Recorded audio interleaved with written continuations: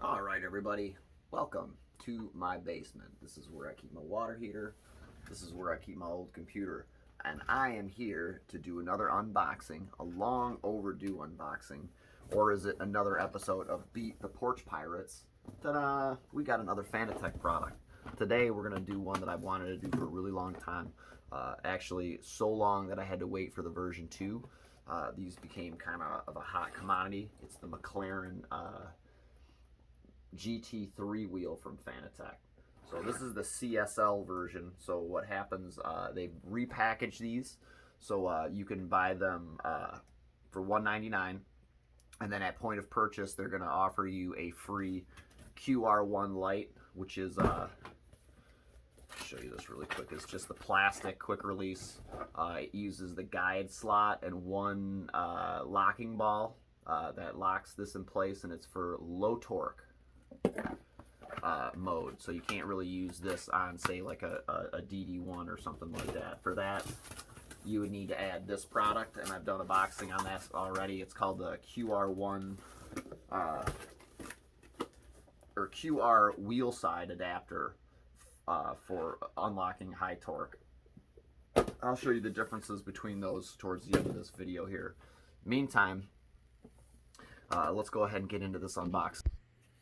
Alright, let's continue on checking this out. This is the Fanatec CSL McLaren GT3 wheel. Sounds broken inside there. That's pretty scary. Maybe they'll do something about that in later production runs. Oh, no cool marketing, like when you open the panels where it says, like, you're a real race car driver, don't put it in your real car, or something like that. Bummer. But there it is, the McLaren GT3 CSL wheel V2. So as I said, I wanted to show you this quick release light, and this is what comes with it standard. And then for $100 more, you can upgrade to the full torque, and it just looks cooler anyway for $100. And you can do that at point of purchase, and you'll be able to do probably the QR2 when it comes out too. So you'll be able to just buy this and then have the QR2 come with it. But they'll probably send you this anyway a week before. That's how it showed up for me. I got this a week before the actual Fanatec, or before the steering wheel showed up. Hey, that's not Fanatec's fault, I don't think, except for the fact that they decided to just take this off altogether. This shouldn't come disassembled, in my opinion, but at least not at this price point, and you know, the type of consumer that you're going to be trying to target with that type of price point. So there you go. This is the wheel. This is the packaging, right? So for packaging wise, it comes like this in the box with some loose stuff, some button caps, some tools and screws. So well protected here. I'll pop these off. I haven't opened this yet. This is the first time here, so super excited. Pop that off. It's in a protective sack with some silicone gel there. And this is our wheel. It is light, super light. The buttons have a nice feel. These are a real hard button. I like that with the cage around it.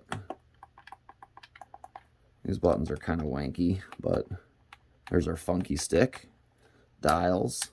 There's our setup button, our OLED screen, toggles. Flip the wheel over here. You can see our single aluminum, anodized aluminum rocker. It's supposed to have neodymium magnets in here, and there are, and it gives it that kind of tactile feel. So there's the index hole for the QR1 light adapter. So with this wheel for $1.99, you get a lot, right? You get 3 rotary encoders. You get 2 toggles. You get 2 big buttons here that are caged, which is really nice. And then you get 6 standard buttons. And then you get this function button, which is for the setup, the funky switch, which is a rotary encoder / directional which this is not feeling as fresh as, you know, say one on a Club Sport and or Podium hub wheel. But, you know, it is what it is. It's just hopefully you don't have to use it that much.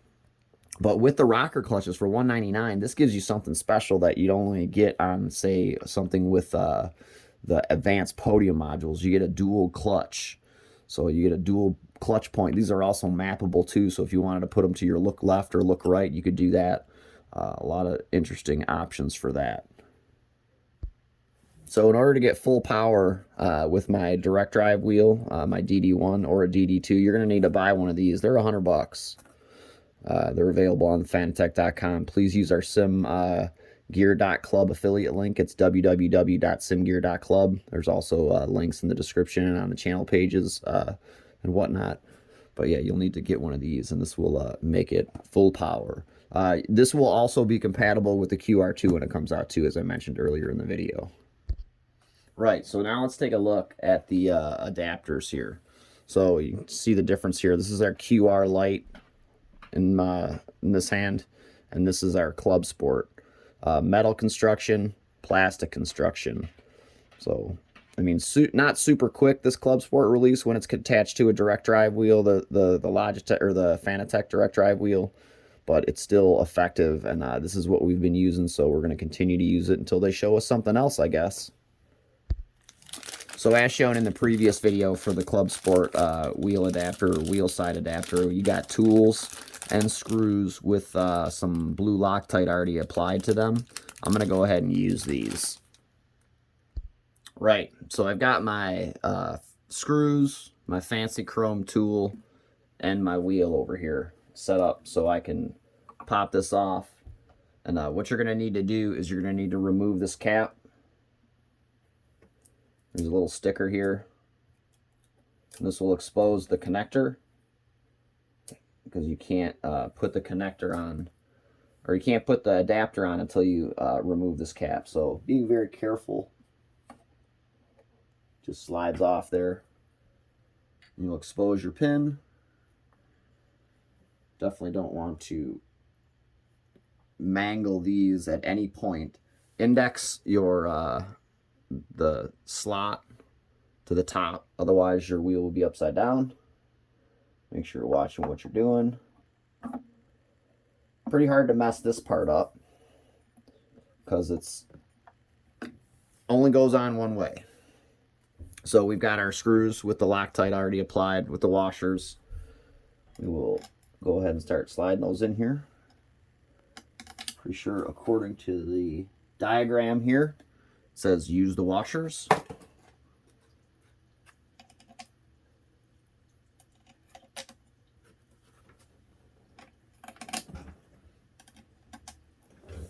Right, so that's that. So then use your screw, and I would definitely maybe just run them down in there. Make sure they're threading properly. Don't force them ever. There's Loctite on there, so they will probably be a little, they'll have some resistance, if not a little or a lot. If there's a lot, definitely reapproach that and see if it's seated properly. Other than that, they're going on pretty quick here, so I'm just going down to the washer, and then I'll tighten them down in some type of pattern here, and then you'll be ready to go. It's pretty easy, you know. I guess a low skill level for doing this. I was worried. So yeah, I'm just doing it like you would do like a car wheel or something like that. I'm opposing the nuts like I'm going around in a pattern.